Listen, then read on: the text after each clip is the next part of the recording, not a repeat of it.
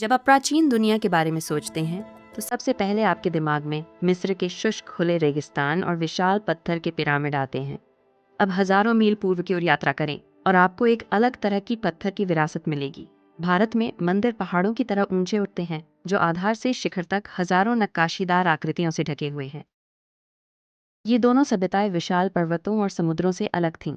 वे एकांत में विकसित हुईं, जहां विचारों का आदान प्रदान करने या कलात्मक योजनाओं को साझा करने का कोई साधन नहीं था। लेकिन यदि आप उनकी सबसे पवित्र कलाकृतियों को देखें तो आपको कई ऐसी समानताएं मिलेंगी जिनसे ऐसा प्रतीत होता है कि वे एक ही पद्धति का अनुसरण कर रही थीं।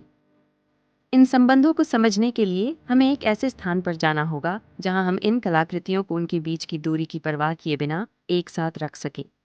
कलात्मक विकल्पों की यह समानता दर्शाती है कि महासागरों और पहाड़ों से अलग होने के बावजूद मनुष्यों ने अपने जीवन के बारे में बात करने के लिए एक साझा दृश्य भाषा विकसित की। सबसे स्पष्ट समानताओं में से एक यह है कि दोनों संस्कृतियों ने अपने देवताओं का चित्रण कैसे किया। दोनों ने ही अदृश्य आत्मा को दर्शाने की समस्या का समाधान पशु विशेषताओं को मानव शरीर के साथ मिलाकर किया। मिस्र में हम इसे देवता होरस की मूर्ति में देख सकते हैं। मूर्ति में एक मजबूत मानव शरीर दिखाया गया है, लेकिन इसके शीर्ष पर एक बाज का तेज चौकस सिर है। दुनिया के दूसरे हिस्से में हमें ठीक यही डिजाइन लॉजिक भारतीय देवता गणेश में भी देखने को मिलता है, जिनका सिर हाथी जैसा है। दोनों संस्कृतियों में विशिष्ट शक्तियों को दर्शाने के लिए जानवरों के सिर का इस्तेमाल किया जाता था। बाज का सिर यह बताता था कि देवता के पास शिकारी पक्षी जैसी तीक्ष्ण दृष्टि है, जबकि हाथी का सिर अपार ज्ञान और अटूट शक्ति का प्रतीक था।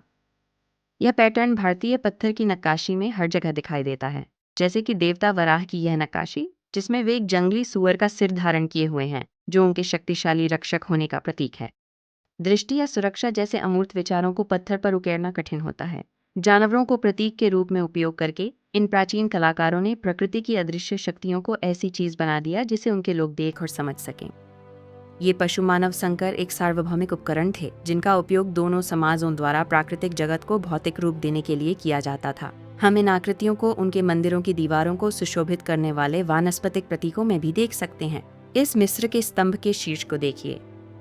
इस पत्थर को कमल के फूल की पंखुड़ियों का आकार दिया गया है, जिसे मिस्रवासी जीवन की शुरुआत का प्रतीक मानते थे। भारत में भी हमें इसी फूल की आकृति से तराशा हुआ एक पत्थर का पदक मिलता है। इसे मंदिर के सबसे प्रमुख स्थानों पर रखा गया है, जो यह दर्शाता है कि कमल पूर्व में भी उतना ही पवित्र था जितना पश्चिम में।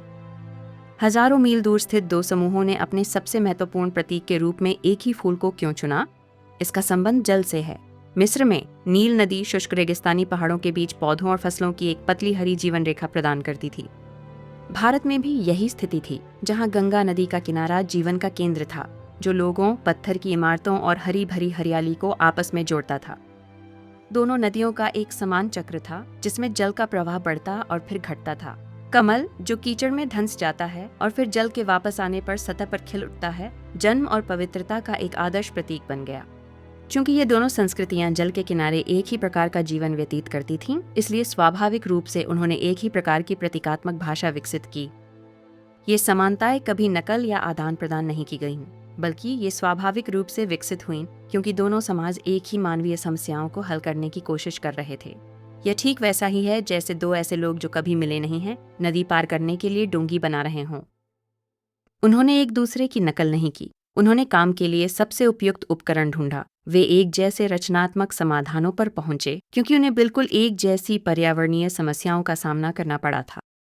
इन लोगों के लिए कला एक क्रियात्मक भाषा थी। यह धरती और उस जल के साथ उनके संबंध को व्यक्त करने का एक तरीका था, जिसने उन्हें जीवन दिया। हजारों मील दूर फैले रेगिस्तान के बावजूद ये प्राचीन निर्माता प्रकृति की शक्ति के प्रति ठीक उसी तरह प्रतिक्रिया दे रहे थे। ये प्रतिध्वनियां विश्व भर की प्राचीन संस्कृतियों में पाई जा सकती हैं, जो हमारे पर्यावरण के साथ हमारे अंतर्संबंधों का प्रमाण है। नील और गंगा नदियों के समान पैटर्न दर्शाते हैं कि जब हम एक ही जलधारा के किनारे और एक ही सूर्य के प्रकाश में रहते हैं, तो हम पत्थर पर अपनी दुनिया को अभिव्यक्त करने के एक ही तरीके खोजते हैं।